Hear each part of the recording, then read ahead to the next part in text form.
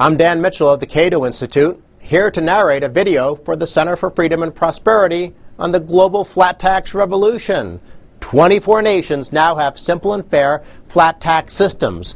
Places such as Estonia, Hong Kong, Slovakia, and Iceland are enjoying rapid economic growth thanks to tax systems that don't penalize people for being productive. These flat tax systems also are leading to more revenue in some cases, reaffirming not just the ordinary Laffer curve response, but showing that indeed, in a few rare cases, tax cuts sometimes do pay for themselves. But most important of all, the flat tax revolution signifies a victory over the notion that the tax code should be used to penalize those who contribute most to economic growth. And the ultimate irony is that this revolution in both economic and moral attitudes is being led by nations in Central and Eastern Europe, countries that were part of the communist bloc just 2 decades ago. And thanks to tax competition, it's likely that the list of flat tax nations will continue to expand.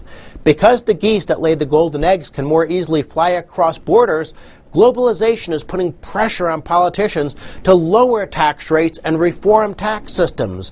Maybe someday, even France, the United States, and North Korea will have a flat tax. Let's take a moment to describe the key principles of a flat tax. They include a single flat rate, ideally at a low level, so that the tax code no longer penalizes productive behavior. Elimination of special preferences, so that politicians can't trade loopholes for campaign cash, and ordinary people can have a simple tax return. And to eliminate the tax bias against savings and investment, no double taxation. This means the tax police only get one bite at the apple. No death tax, no capital gains tax, no second layer of tax on dividends or interest, no wealth tax, nothing. Tax once, only once.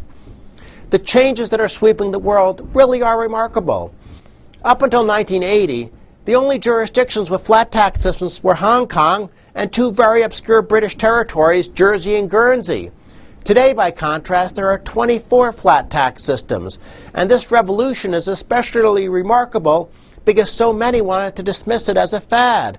As recently as 2006, an International Monetary Fund study boldly stated that the question is not so much whether more countries will adopt a flat tax as whether those that have it will move away from it. Yet within months of the IMF study's publication, 4 new nations were part of the flat tax club, and more nations jumped on the bandwagon last year.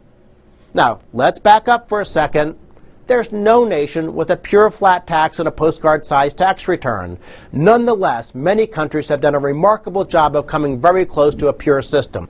Hong Kong, for instance, has a low-rate optional flat tax of 15%, and this has generated great results. It's been the fastest-growing economy in the world since the end of World War II, jumping to per capita income of $30,000, up from less than $2,000.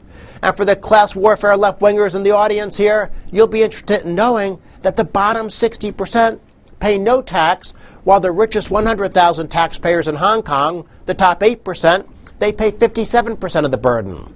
Let's shift to Estonia. This is another great story. Its flat tax rate is 21%. There's no double tax on corporate income. Interest is free of double taxation. There's no wealth tax and no death tax. What about economic growth? It's averaging 9% even after adjusting for inflation.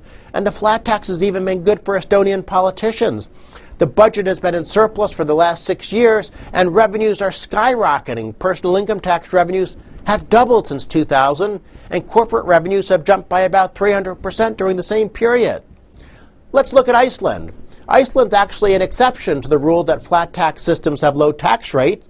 Its rate is 35.7%. That's kind of high. But Iceland has done a great job lowering double taxation. The corporate rate, for instance, is just 18%, and the government just announced it'll drop it to 15%. And even though the rate has been dramatically reduced, or perhaps because it has been reduced, corporate tax revenues have jumped significantly, rising from less than 1% of GDP to more than 2% of GDP. There's also a low flat tax rate of just 10% on dividends, interest, and capital gains. The death tax has been cut to 5%, and the wealth tax abolished. Iceland is now one of the 10 richest countries in the world, and unemployment is almost non-existent, with only about 2% of the working-age population without a job. There are lots of other success stories we could talk about, but we want to keep this short. We also have one pretty clear message. Globalization has had a positive impact on tax policy because governments now have to compete with each other. The Thatcher and Reagan tax rate reductions began the process of tax competition, and the global tax reform revolution is the latest chapter. You can do your part in helping this revolution by sharing this video with your friends and colleagues. I'm Dan Mitchell, and on behalf of the Center for Freedom and Prosperity, thanks for watching.